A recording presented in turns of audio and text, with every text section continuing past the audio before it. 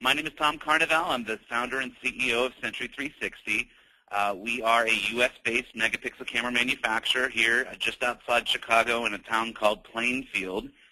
In today's webinar, we're going to be giving you insights into our product line, how we stack up against the competition, and really why we design the products the way that we do. We're going to be showing each and every product category from high megapixel, Panoramics, 360, and PTZ. We're going to be showing also at the towards the end of the webinar our new partner portal where you can design megapixel camera surveillance projects all online through our portal.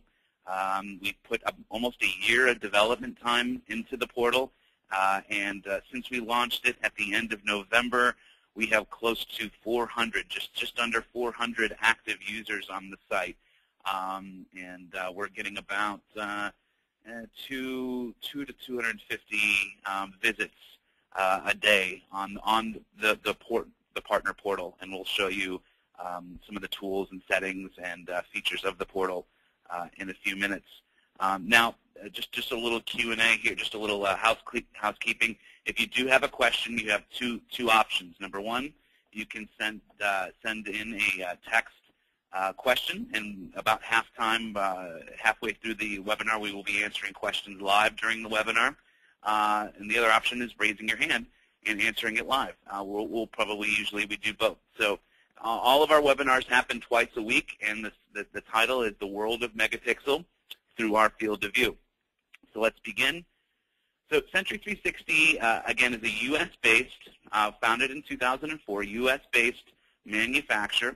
So we proudly make the majority of our products in the United States. It's not easy to do. It's not always the most cost-efficient route, but we believe from a quality and reliability standpoint, it's the best interest of our customers in the industry to have full control over manufacturing and innovation. So we have grown 250% in the past 2 years. We've really come into our own the past 2 years. Our name is getting out there as a known brand in the market, and the reason for our growth has truly been because of partnerships.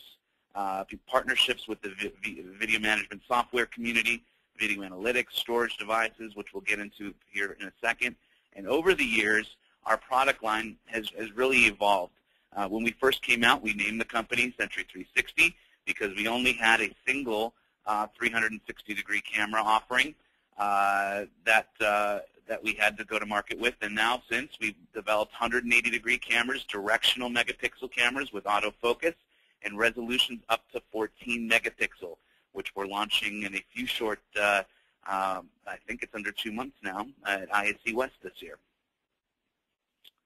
So our integration partnerships have really catapulted our revenue, catapulted our market share, and the reason is we do not try to be the full end-to-end solution for the market. And that was a big problem that we had for many years in the beginning of our company, is that we tried to package our own software, our own servers, our own cameras, and make a turnkey solution.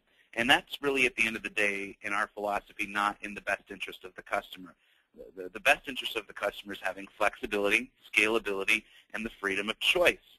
So depending upon what your application is, let's say you need video analytics to be used with a 360 camera or a 180 or a high megapixel camera. We have select few partners that do specific analytics like people counting, like intrusion detection, and like baggage left behind. So we can make recommendations to those of you that have video analytics requirements. If you have specific requirements for enterprise, high-scaled, multi-user, multi-site location deployments, we have a few select partners that have integrated our cameras that are really great at doing that. If you have a K through 12 or university campus, we have some partners that specialize in these vertical markets. And so the point is develop an ecosystem that your products fit within. We believe in this mantra, application-driven. So whether it's a camera on the hardware side or if it's a software side, on the software in the video management portion, put the right product in the right application to meet or exceed the customer's expectations. So we can consult you based on what your application is on what right camera to use. And it may not be our camera. We're happy to recommend some of our competitors' products if it is the right product for the right solution. And of course, some of our video management and hardware, software solution partners. So this is what we believe. So this is a brief category of the webinar that's showing you why we develop the products the way that we do. Many years ago when we first started the company, we really wanted to solve the problem of blind spots. Inherently traditional cameras, if you point them to the left, something happened on the right.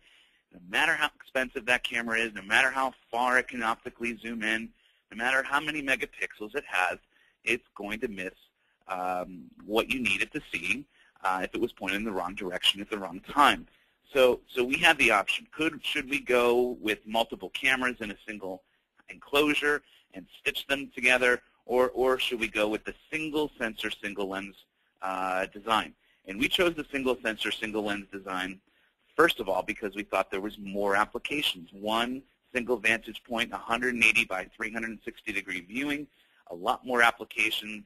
And even if you do put multiple sensors in, you still inherently will have some blind spots in the area.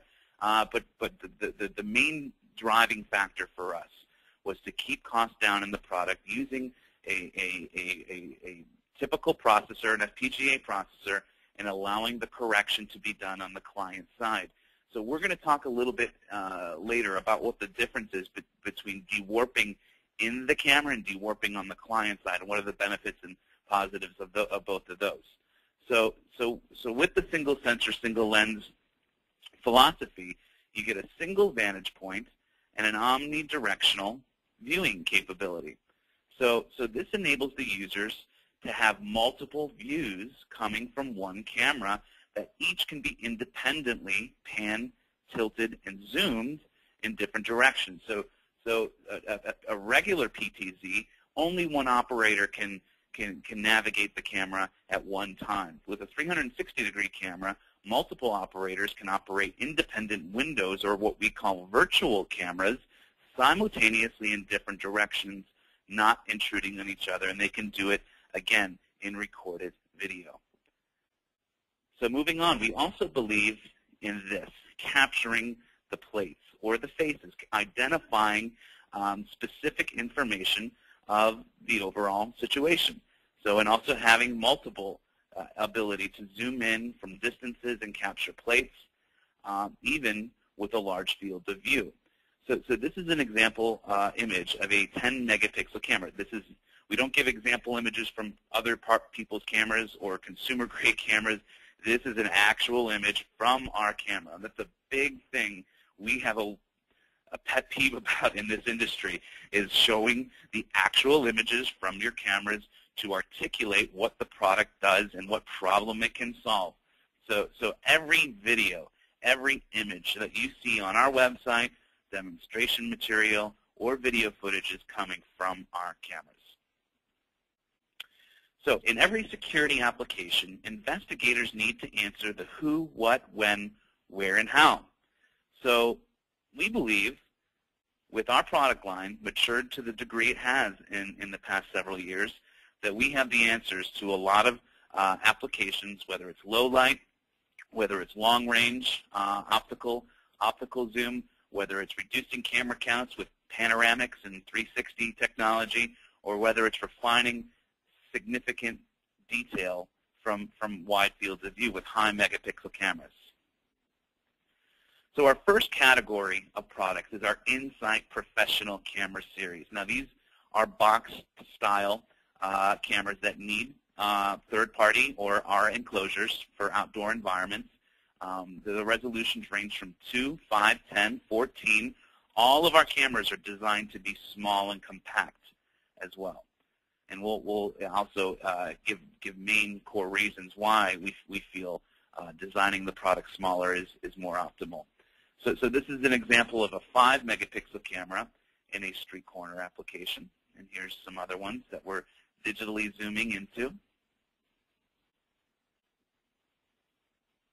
Another inherent problem with higher megapixel cameras. So when I say higher megapixel, that's 2 megapixel 1920 by 1080p or up. So 2, 3, 5, 10, or 14.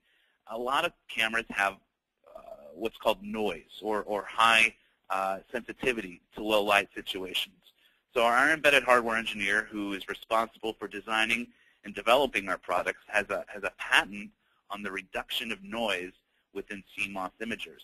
And so here, an inherent problem in our industry is quality in low light, even in high resolution cameras. Okay, and we feel that our cameras have an extraordinary leg up on the competition in the low light category with high megapixel. So we have plenty of videos, images, and examples of that on our website in our media gallery. This is one example. This is a 5 megapixel camera with no third-party IR illumination, just the ambient light within the street intersection, and it's still in color. So on top of our algorithm, which reduces the noise, which we actually call Owl Eye, we have a mechanical IR cut filter that can go and help the image as well. So here are the core features of the Professional series.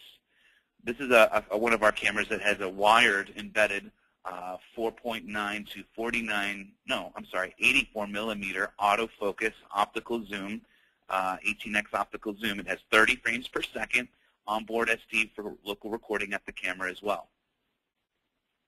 So 4 simultaneous H.264 streams. Why is this novel or an important feature for a megapixel camera to have? Well, the point of megapixel is to record the best image quality or capture the best evidence at the best frame rates. So 4 simultaneous streams, let me give you an example. Let's say you have a few cameras on site at a auto body or mechanic or a Honda dealership, let's say. And so you want to be able to record the highest resolution, highest frame rate locally on site, but you get a motion trigger alarm or you're using video analytics and you want to verify that alarm. So on your iPhone or your tablet or a remote connection, you don't necessarily need 10 megapixels of resolution to verify, yes, there is a white van in my area of motion trigger, and I do not want it to be there. So you're verifying that alarm. You can get away 9 times out of 10 with low resolution, 320 by 240. So the multiple simultaneous streams enables you to, number one, manage your bandwidth for remote management of alarms and connection feeds. Number 2, gives you another option to send one of those streams to off-site recording for redundancy. And number 3, enables you to record the highest resolution and highest frame rate for the best evidence locally. So all of our cameras have various outdoor enclosures from IP65 to IP68 with an explosion-proof housing. We just launched actually in December of last year, Class 1 Division 2 rated explosion-proof enclosure for the oil and gas market. So those universally fit and are certified for all of our Professional series cameras. So here's an example of a high-resolution camera. Seeing in from great distances all the identifiable features of people in the stands. So what's the point? So with high megapixel cameras, the goal is to cover more space with forensic detail. So the definition of forensic detail, the way we're using it, is capturing identifiable features and aspects of human beings or license plates. So being able to, before I knew who that, if I didn't interface with that person at all, being able to pick them out of a lineup. Oftentimes, users know sometimes who the people are behind the camera, and so even with low resolution, they can say, hey, those are the characteristics. That's John Smith. He sits in the desk right next to me. But more often than not, it's people we don't know who we need to clearly identify and be able to prosecute. So here's an example of a 10 megapixel camera in the stadium application. It's 3840 by 2752 resolution. The frame rate on our high megapixel cameras, including our new 14, is 6 frames per second. And we actually have a video clip on our website. If you go to The media gallery, we have the same video clip from this image showing the true frame rate of the camera. We truly recommend machine vision lenses for all of our cameras. Why do we say machine vision? Well, we have a select group of manufacturers that we believe deliver the best optics in tandem with our cameras. And so we actually have a certified group of specific model numbers, and we also OEM and have in our own product catalog some of these same lenses that we resell in conjunction with our cameras. So zooming in here, we can again identify all the faces in the stands. We see some Bulls fans who are smart folks, and then some unfortunate Celtics fans. But we can clearly identify who these people were. So if we move back out, I can't see who they are. We move and zoom in, we can identify who they are, and we can scroll around in the image as well. Okay, moving on. So the Insight Dome camera series. This is a combination of 1920 by 1080p up to full 30 frames per second. All of the Insight Domes have onboard storage, and all of them except for one have autofocus and remote autofocus with optical zoom capability. We'll explain what the core benefit of that is. So here are some image screenshot examples of the quality of some of our cameras. And now getting into our feature set. So again, autofocus and remote autofocus. Why is this an installer-friendly technology? So let's give an example. Let's say we just installed a 16-camera system for an end user, and after the installation, the end user loves the image quality, was able to conduct some investigations and prosecute some folks after the installation. But a few months later, they call you up, the system integrator installer, and says, hey, we have a few of these cameras where we'd really like and prefer a more narrow field of view to have more pixels on target to capture, a plate. Or in another case, I want to have a wider field of view to cover more ground.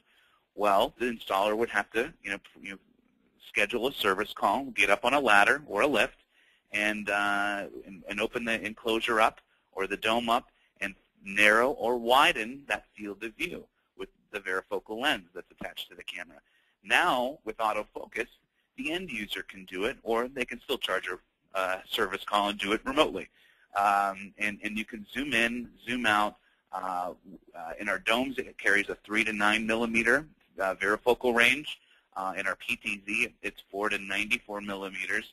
With our Box 290 model, it is, I think, 4 again to 94 millimeters, and as well. So you have a lot of range to play with and a lot of different applications, and it just makes life easy for maintenance over time to continuously be able to have flexibility with the focal length of your camera. So this is our new PTZ we launched in the beginning of winter last year.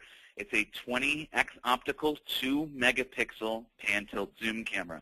So this category of products, 2 megapixel or HD, technically, is a very narrow product offering from a variety of manufacturers. In fact, I think there's only about 4, maybe 5 manufacturers that actually have a 2 megapixel pan tilt and zoom camera. And we feel we've put a lot of time in R&D in developing this camera.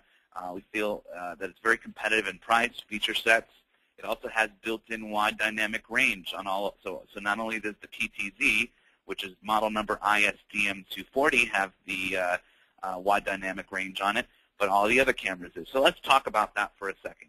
So for those of you who don't know, wide dynamic range gives the user the ability, for an example of like let's say a camera mounted indoor and is seeing a front door or a large window of a wall instead. And during certain times of the day, the sun lowers and causes shadowing to affect. So when that person walks through the door, it's a silhouette, and you can't see them. So what wide dynamic range is, it illuminates that area and compensates for the other areas that aren't over illuminated. Okay, and so it's been very rare. Only until recent, past 18 months, I'd say, were manufacturers starting to put on a CMOS sensor wide dynamic range. And we actually have 4 levels of degrees of sensitivity for wide dynamic range. So you're not just stuck with one option that could overcompensate or over-contrast the image. And finally, we have the ability within the web browser of our camera to schedule the degree of wide dynamic range at specific times of the day. Because some people want to have the default image quality maybe in the morning or at night, but certain times of the day, maybe a 2-3 hour window, they want to bump it up to level 4 sensitivity on wide dynamics. And you have the flexibility to schedule that and then program it so Monday through Saturday or Monday through Sunday you can have that capability.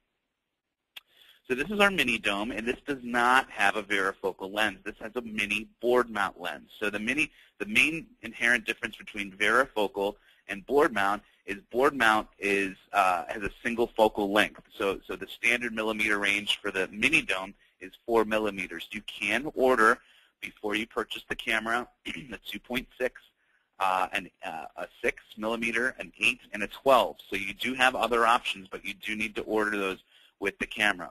So the great ability of this is that you have a low-cost indoor megapixel solution.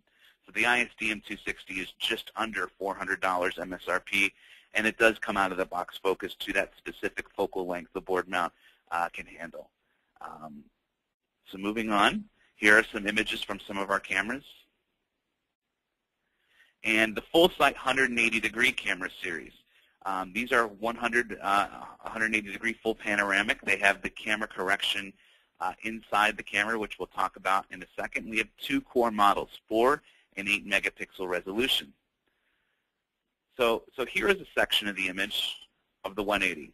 So we, again, are applying the single sensor, single lens approach to this design.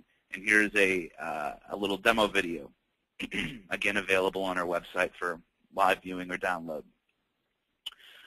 So there is no correction to be done with the 180-degree cameras. It's just a single wide panoramic megapixel resolution video.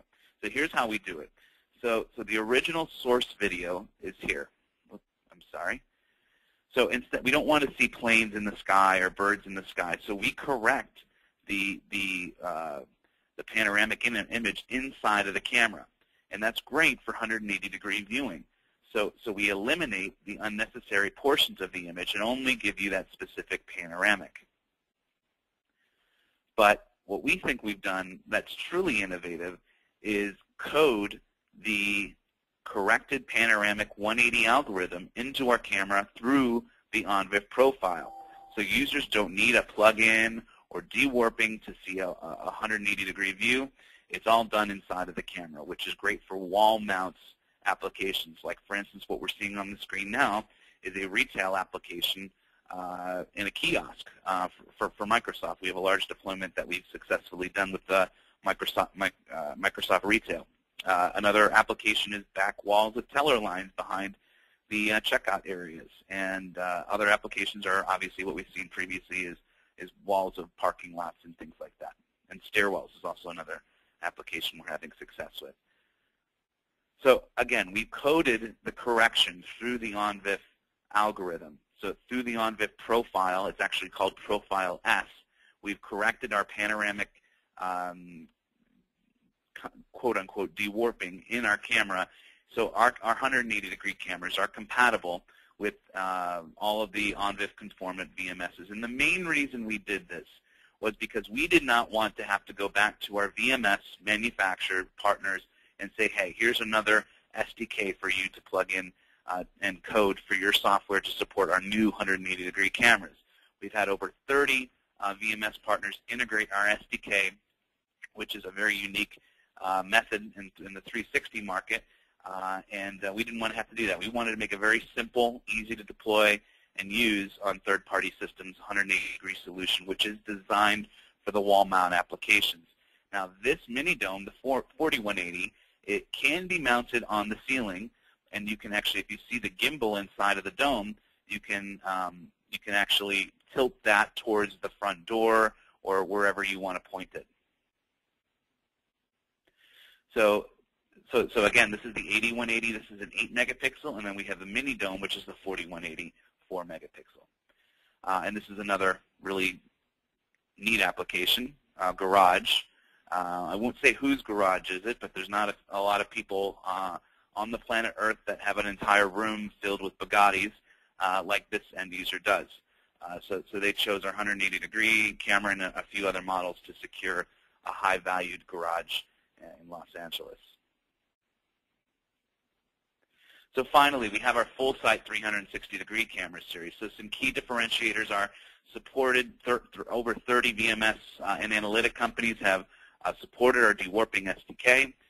We have a variety of camera resolutions, form factors, and pricing to choose from, and single sensor, single lens approach again.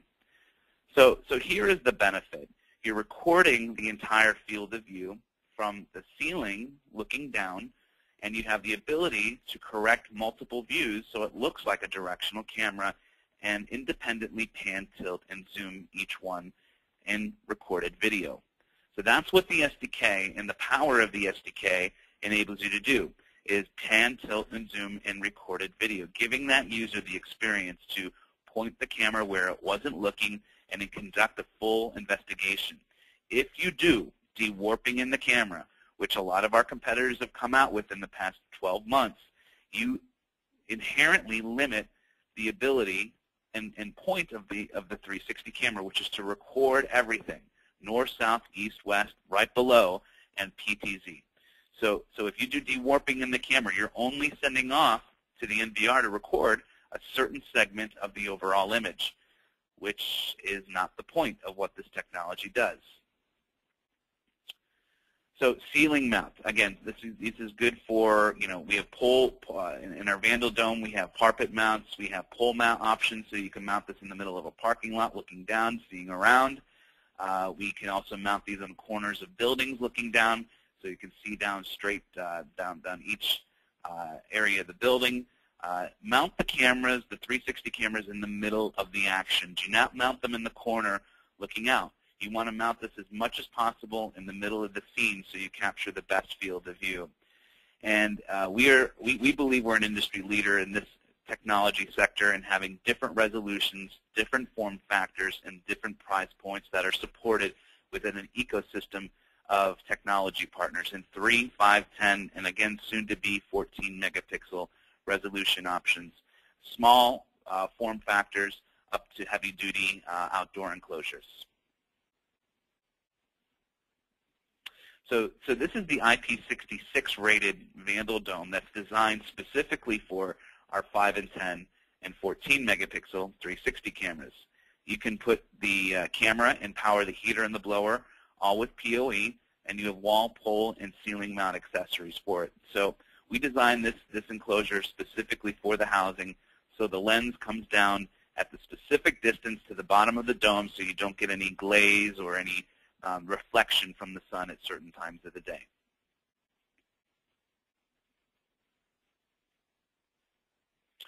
And we believe we have the best image quality in the industry for 360-degree immersive image technology. So take a look again at our gallery, and we will show you. So this is going to be really quick. Our next segment is about our video management software. So I alluded to in the beginning of the webinar that we, at one time, were an end-to-end solution. We have now changed philosophies since 2009 and are now giving our own video management software away for free.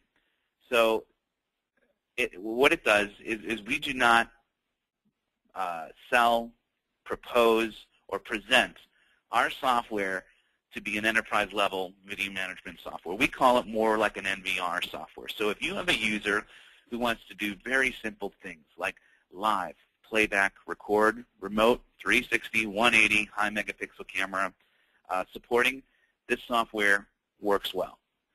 We have multiple display settings, so you can have 3x3, 6x6, 2x2, whatever you'd like, and you can mix and match the cameras in different arrays of organization. It is truly designed for the low camera count market, so the 4 to 32 channel. In that's its wheelhouse. It's not designed for multi-site location. It's not designed for video analytics. It's not designed for hundreds and hundreds of cameras. It's designed for small applications with realistic feature sets. And it does support third-party cameras and encoders. So if you do want to use like an Axis encoder or a Hikvision encoder or a UDP, we do support those as well. So we have on-screen zoom and PTZ, so each 360 or 180 or fixed camera, you can all just zoom in with the wheel of the mouse and zoom in and PTZ around. It does support iPhone and iPad apps, which is coming out in March, so look out for that in the iTunes store. And we do have a plug-and-play integration feature, so you can plug your cameras into the network, identify them, and auto-configure all of them into the software. And of course, like I previously mentioned, it is free with the use of Sentry 360 cameras. So now would be a good time to stop and start taking some questions.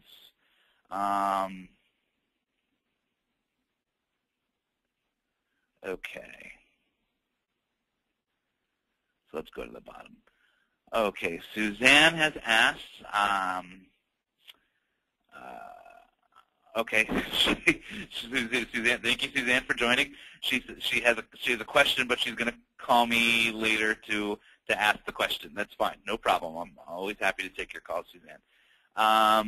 Okay, so we have a hand raised, Mr. Perry Myers from Chicago, and I am going to. Oh, I'm sorry. I think that was.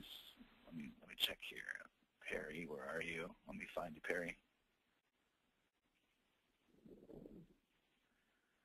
Well, he had his hand raised. Oh, there he is. Okay, Perry, you're live. I have unmuted you. Feel free to chime in and join your question. Can you hear me? Loud and clear. Okay. Do you have an Android application for this for the Sentry 360? So for our Sentry Core software? Yes. No, we don't. That is going to come next. Actually, what we found when we started doing the iPhone apps is that it was significantly challenging development time-wise to do the iPhones, and the Android were actually very, very easy. But because of market share with iPhone, we're first going to launch the iPhone, see a little bit of success track record, and then launch the Android apps after that, because actually most of the coding is already going to be done with the iPhone software development. So not the best answer for you, but I would expect an Android application sometime towards the end of late summer 2013. But if you do need Android application or iPhone or something that's ready right now, we have very low-cost VMS partners that we can always introduce you to that have those applications ready to go. Okay. Any other questions while I got you on the line? No, that's it so far. Okay, perfect. So, all right, I have another question that popped in. Oh, yeah, Perry texted, do you have any Android applications? End of summer is our projected release date for those. So we're going to move on. Any other questions, feel free to chime in and raise your hand, and I'll get alerted to that, or text them in, and I will also get alerted to that as well. So moving on, we have this would be a really good place to start with our partner portal. So for those of you who haven't already joined, just go to Sentry360.com, and under Partner, you'll see a connection link to Partner Portal. It's going to ask you to register and fill out a profile, and you get immediate access for free. There is no licensing. We actually have competitors that have a similar type of portal that they charge for. They charge yearly subscriptions for, but we didn't want to do that. Our goal with our company is to make complementary tools that make the ease of use of our products simple. And so we created the Partner Portal to be an asset to designing megapixel surveillance systems for all of our partners. And so you set up a profile, and you can have access to all of our firmware upgrades, our white papers, so any release notes. You can actually go to the main section and submit orders. So if you're a customer of ours, you can submit orders or purchase orders.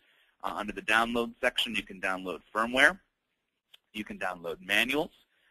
documentation like white papers or specific. We actually are starting to quickly come out with user's guides. So if you're a Genetech user, or if you're a Video Insight user, or a TICO or Milestone user, we actually have documentation and how-to guides to set up our cameras into different third-party applications. So you can see that in the download section. Sales resources, I will highlight this in the download section. So if you want to demonstrate our products and do not have a physical camera on hand, we have a tool for you. It's a very simple, we ask you to first read the user's guide, which is only 8 pages long. I wrote it myself. Download our player software and download our video clips. So what this gives you the ability is to actually demonstrate all of our camera's resolutions, qualities in real applications from 2 to 10 megapixel, 180s, 360s, and directional cameras in low light. So we have a whole library of video clips that you can interactively play, digitally zoom, like it was a recorded video in front of you or live video in front of you, but you can do all of this demonstration in front of your customer. So all of this information, your interactive demonstration tools, are available in the portal under downloads in sales resources. So we also have beta programs. If you want to try our new software or a new universal camera configuration tool, you can download and sign up for that. We do have how-to videos and promotional videos also available for download, so you can put them on your own website or you can just view them off of the site. So the main meat and potatoes of the partner portal are our tools and development tools. So we're going to show them all to you in our online quote builder. So once you set up once you set up your profile within the portal, you have now an archive. So you can make multiple different proposals. So here's how you do it. We're going to start from scratch. We're going to build a new customer. So let's just say ABC Security. Okay. Oh, well, okay. Let me do my name. BC Security. Okay, 222 South. Okay, we'll just do Chicago. It's the last place I want to be weather-wise. It's 10 degrees outside. Okay, and email.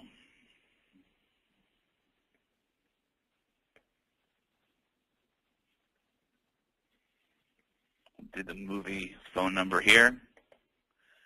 All right, so we're going to save that. Going to create a project name, very simple. Let's say airports.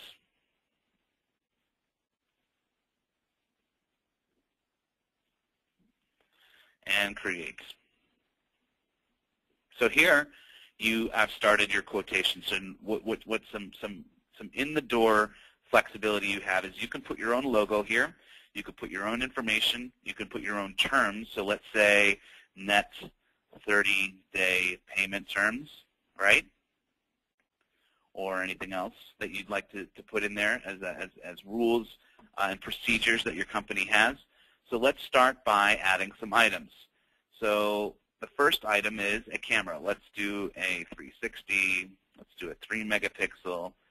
Okay, now we're going to do a 180-degree camera, because the reason I'm doing one of each camera is because as we're going to continue in our next step here, we can show the field of view, we can show the bit rate, the storage, and everything. So I want to have one of each camera and a couple domes. Let's do a lens now. Let's do this. This is a good one. Okay.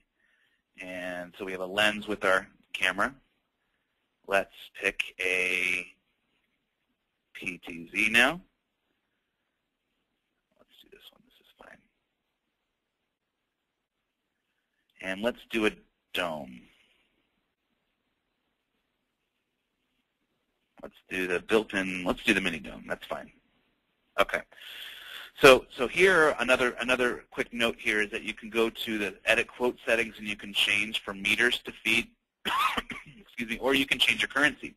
So this has a real-time exchange rates built into it that update once a day. and you can change that. So international users can use meters or change their currency, but we're going to keep it here for now, and we'll go next.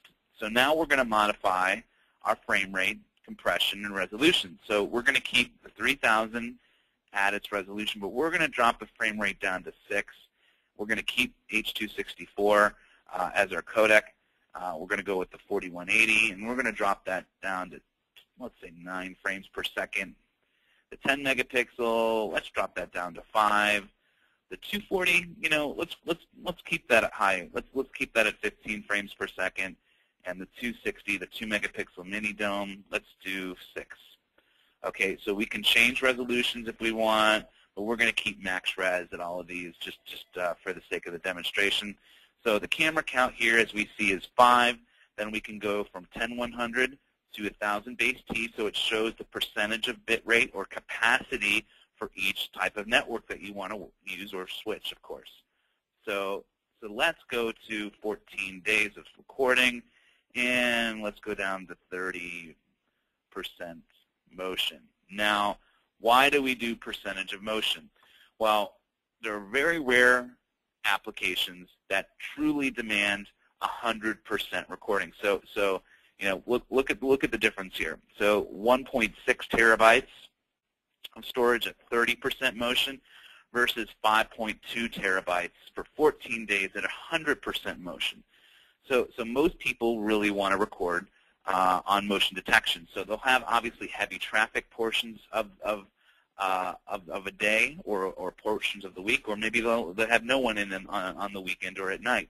So that has considerable factors. So when you want to measure motion, percentage motion, ask your customer, what are your heavy traffic hours of your day? What are your hours of operation? And so based on these questions, you can formulate the percentage of motion that they're going to use. So let's go next here. We're done with the camera bandwidth and storage selection. So here we have directional cameras in our selection. So we're going to pick quality of image that we want to deliver based on, let's say we did a walkthrough and the customer has wants to see a license plate from 200 feet away, and he's going to mount that camera 25 feet up. So this enables you to select the millimeter range of lens, and these we have 5, 8, 12, 16, 25, 35, and 50 millimeter options that are optically rated for 10 megapixel resolution. So let's pick a more narrow field of view. So we're probably going to have to go even more narrow. So here at 176 feet, we're getting 74 pixels per foot, clear as crystal image quality.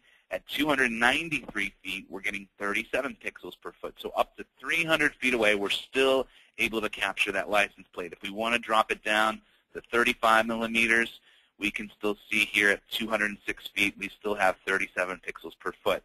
And showing you up to 2,100 feet away, yes, we're just seeing a car, okay?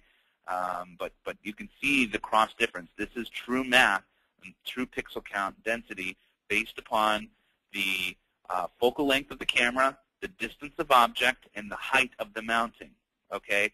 So you don't know, not everyone in the world knows the ins and outs of a Century 360 camera, but you know your customer's application.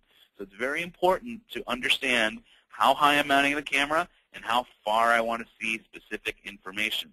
So let's go to our PTZ. So now we see we have a 4 to 94 optical zoom millimeter rating. So we're going to mount this. So the distance target away is 100 feet away. Let's just say for an example. And again, we're going to mount this camera. Then this is 2 megapixel resolution, keep in mind. So we're going to mount this at 20 feet up. So to see a license plate at 4 millimeter focal length, we need to be within 8 to 12 feet away from the camera. You see here, 37 to 74 pixels between this ratio of distance. But if we want to get to our goal of 100 here, we'll have to zoom in. So we've gone up to 20. We need to go more. So let's go to 40. Okay. So at 40, you see here at 78 feet away, we have 74 pixels per foot. 119 feet away, 37. So in that ballpark, we are going to be at 1920 by 1080p resolution, going to be capturing a license plate. So what about faces? So let's take our other example. See here, the 260 has the 4mm range. So let's say we want to see someone, 12 feet away, and this is an indoor application. So we're going to do a lower ceiling height. Let's say 8 feet. Okay. So we hear toggle face. So at 4mm, 2 megapixel resolution, 12 feet away, 8 feet mounted up, we're going to see a face at 8 feet. We're going to see a face at 12 feet. We're going to see a face at 25 feet. And then up to 130 feet away, we're just going to see a group of people. Okay? So this gives you the ratio, and you can always play with these settings to get and define the precise resolution. But the goal here is to present to that end user what the realistic image quality you're going to get based on specifications, not just based on ideas. Okay, we want to give facts and figures, and that's why we developed this portal. So here on the field of view, we have a 180. So you see this looks like a wall mount orientation, and a 360 like a ceiling mount orientation. So let's say this is an indoor camera of about 9 feet. So we're going to mount the camera 9 feet in like an office type environment, and we're going to see a radius of 22 feet of quality information. So this dark blue area, 22-foot radius, so that's 44 feet diameter. We're going to be able to see quality information. At 71 feet away, we're going to just really see general characteristics of suspects. So we're going to select that there, and then we're going to go to the wall mount. So the wall mount could be 11 feet up, let's say. And so here is our primary and secondary field of view of a ceiling mount, or I'm sorry, a wall mount 180-degree vantage point. Okay, we're done. So now we have a proposal that's 100% customized. Again, remember, Century 360's logo can be eliminated from this, and you can put your own logo, own characteristics. Everything can be saved here. So you can actually email the quote directly from our portal, or you can save it as a PDF. Just click on one of these two icons here, and here you get one deliverable showing the quotation with the images, the subtotals. You can add tax if you want to, and shipping in here if you'd like to do that as well. A graphical portrayal of the storage bandwidth based on precise details of every single camera. And then we go to our resolutions of every individual camera, the lens focal length needed, the distances, the height of every single camera in our design, and the field of view of all of our panoramics. So this is one design. So we developed this quote builder to be a very user-friendly to design and deploy. And if I'm an end user and I'm getting all of this information in one document, I'm going to really like what I see. So I think this also differentiates Century 360 dealers and partners from the rest of the crowd. So also just keep in mind is that you can always come back and edit this. So if you log in, you see I have all of these different customers that I can go to. I can pick up any customer I want. I can go to any specific quote name, and I can always edit it after the fact. So that's a great source. So we store all of that information. You can access it from any web browser and edit, deploy, save, and send. So that about does it for today's webinar. We really appreciate everyone's time. Oh, we have a question pop up. Okay. Okay. Okay.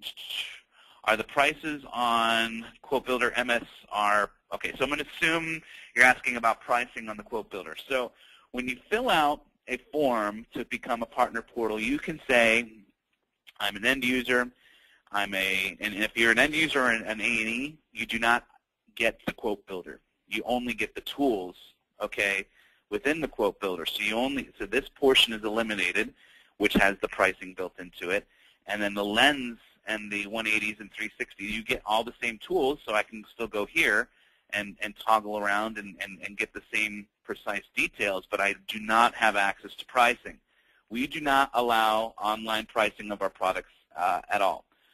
We just feel that we want to make our market compact and secured, and we want our dealers, integration partners, and distributors to make money selling our products. So that's a big reason we don't cannibalize our sales channel by allowing online pricing.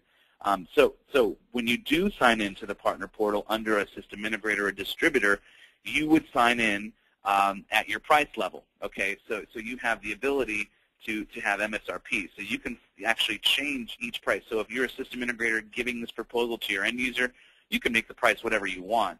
So you can have, it doesn't matter. So you can quote, so we don't force you to only quote MSRP.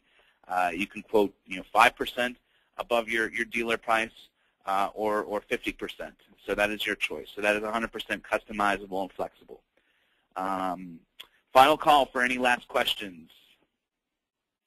So we really appreciate your time today. We will have a duplicate webinar this Thursday at 8 a.m. Central Time. And as always, you can go to our website and review a pre-recorded one that you can view a la carte. So thank you again for the great turnout today, and we appreciate your time. Any questions, please feel free to call us up. Thank you. Bye for now.